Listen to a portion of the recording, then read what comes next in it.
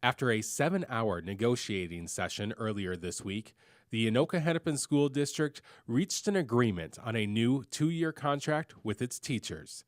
The teachers have been working without a contract since July and were prepared to hold a strike vote later this month. When asked what finally brought the two sides together, the district and the union had different opinions. The two sides agreeing, this is where we can compromise. Well, I think there's a number of factors, but I think the biggest thing that broke the ice was having school board members come to the table. I mean, there's just no substitute for face-to-face conversation when you're trying to solve a tough problem. So that was a really big improvement. I know the teachers were very clear that they wanted the board to be there, and it was not something that we've done in the past. So it was very much a departure from business as usual. But the board was committed to doing whatever it took to reach an agreement that we could afford.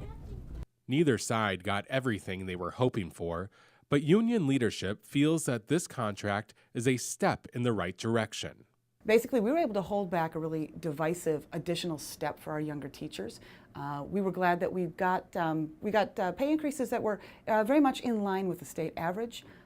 In addition, we were able to get some guarantee for our health insurance for next year, and that was a help as well.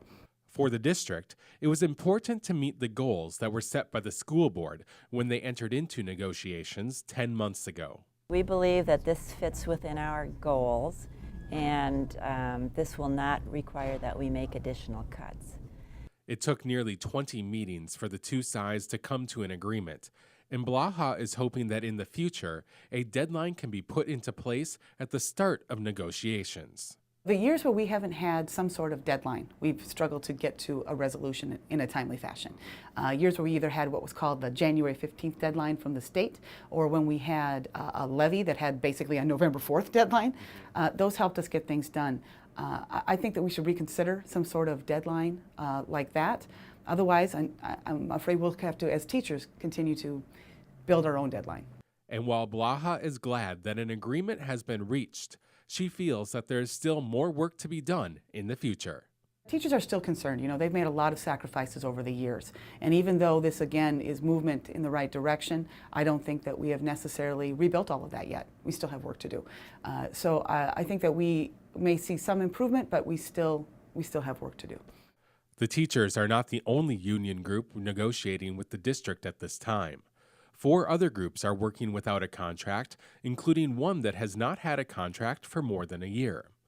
Now that the teachers' contract is settled, the hope is that the other groups can come to an agreement soon. I expect that now the teachers are done, they will follow fairly closely. That's the typical pattern. I really hope that again, the cooks and the principals and the custodians, some of those community ed people, I think they deserve a settlement too. Throughout the long process, the district was pleased at the tone of negotiations and commends the teachers for keeping their focus on the classroom and not the boardroom. They were really focused on what was happening in their classroom, and we never heard reports of teachers, so concerned about negotiations that they weren't focusing on kids. And that is very positive. I really credit them for doing an outstanding job of focusing on our key mission of educating students. For North Metro TV News, Ben Hale reporting.